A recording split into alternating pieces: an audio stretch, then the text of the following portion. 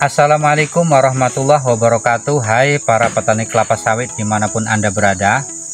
Kegiatan saya hari ini adalah mengontrol panen di kebun kelapa sawit jenis Simalungun dari PPKS Medan.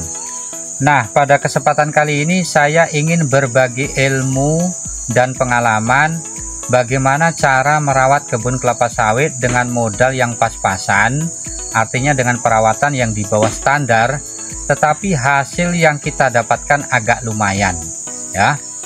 Ada beberapa trik yang sudah saya terapkan di semua kebun kelapa sawit yang saya punya dengan perawatan yang minimal di bawah standar ya, artinya, tetapi hasil yang saya dapatkan masih agak lumayan.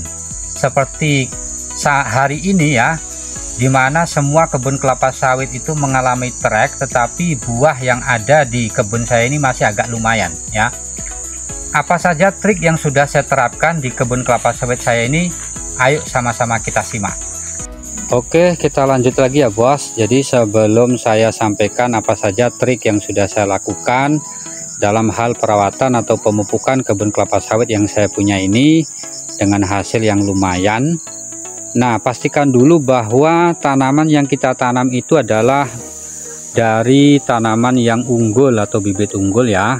Jangan sampai yang kita tanam itu bibit lokal, karena pengaruhnya akan berbeda ya antara bibit sawit yang lokal dengan bibit yang unggul. Bibit lokal itu hanya diciptakan dari berondolan kelapa sawit yang terlihat bagus, disemai, kemudian setelah tumbuh dan siap untuk ditanam barulah dilangsir ke lahan. Berbeda halnya dengan bibit unggul ya. Kalau bibit unggul ini diciptakan oleh produsen kelapa sawit melalui riset yang panjang, penelitian yang ruwet ya, yang rumit, sehingga akan lebih menjamin terhadap produksi yang akan dikeluarkan nantinya. Trik yang pertama yang bisa kita lakukan untuk menjaga produksi kelapa sawit kita ini adalah memanen buah sawit yang matang-matang saja ya. Nah, seperti ini contohnya. Nih. Jadi tingkat kematangannya ini sudah bagus.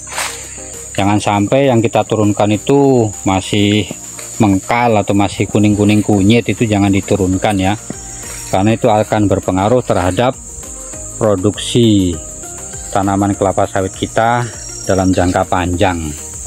Soalnya banyak kasus ya, para tukang panen ini yang hanya mengejar tonase, ingin banyak hasil panennya, sementara tidak memperhatikan daripada buah yang dipanennya. Trik yang kedua yang sudah saya terapkan di kebun kelapa sawit saya ini supaya produksinya tetap terjaga meskipun di musim trek seperti sekarang ini adalah tetap menjaga jumlah pelepah atau songgo pada tanaman kelapa sawit kita ya, sesuai dengan umurnya. Kalau kebun sawit saya ini ya, umur tanamannya kurang lebih 7-8 tahun.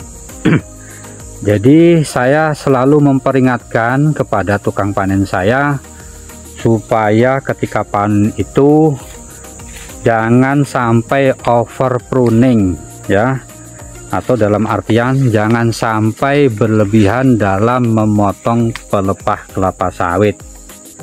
Ketika buah bisa diturunkan tanpa memotong pelepah sawit maka itu yang saya sarankan, karena bagaimanapun jumlah pelepah kelapa sawit ini akan berpengaruh terhadap produksi yang akan dikeluarkan oleh tanaman itu sendiri, karena pelepah itu diibaratkan seperti dapur yang akan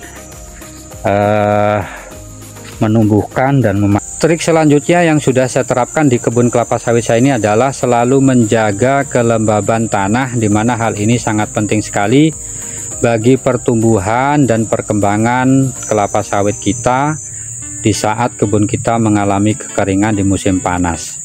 Yang saya lakukan adalah menyusun pelepah letter U melingkari batang tanaman. Nah, ini akan senantiasa menjaga kelembaban tanah. Yang kedua adalah saya mengendalikan gulma secara terukur dan teratur ya, dimana saya tidak membabat habis ataupun menyemprot secara berlebihan kebun kelapa sawit saya ini tetapi saya masih menyisakan rumput-rumput yang akan tumbuh, sehingga itu akan berpengaruh terhadap kelembaban tanah di kebun kelapa sawit kita.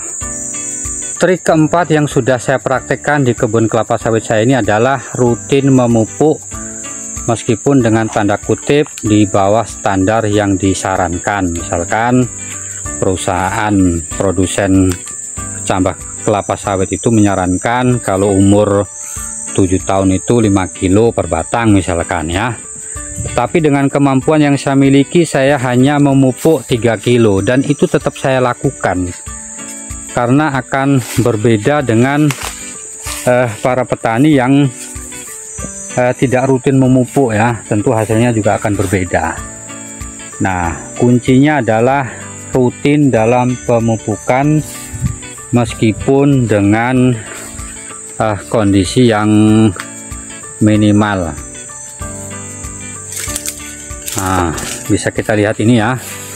Ini adalah tanaman-tanaman kelapa sawit saya ini yang saya pupuk ya, bisa dibilang tidak standar sesuai dengan yang disarankan, tetapi karena saya rutin memupuk sesuai dengan jadwalnya, maka ini hasil yang kita dapatkan. Biasanya kalau saya mupuk itu 1 tahun 2 kali ya. Jadi per semester, per 6 bulan saya mupuk. Dimulai dari bulan Januari saya pupuk pakai pupuk dolomit, bulan kedua pakai pupuk rock fosfat, bulan ketiga itu saya pakai pupuk urea dan saya gabung dengan pupuk KCL, dan terakhir saya pupuk dengan pupuk borat. Nah, insya Allah kalau kita rutin memupuk meskipun dengan jumlah pupuk yang di bawah standar, insya Allah tidak mengecewakan. Karena banyak para petani kelapa sawit yang gagal dalam mendapatkan produksi kelapa sawitnya karena tidak pernah memupuk atau terlambat memupuk ya.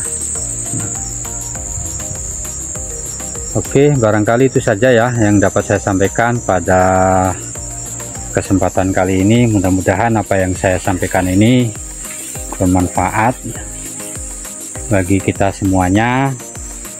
Terima kasih yang sudah menonton, dan saya akhiri. Wassalamualaikum warahmatullahi wabarakatuh.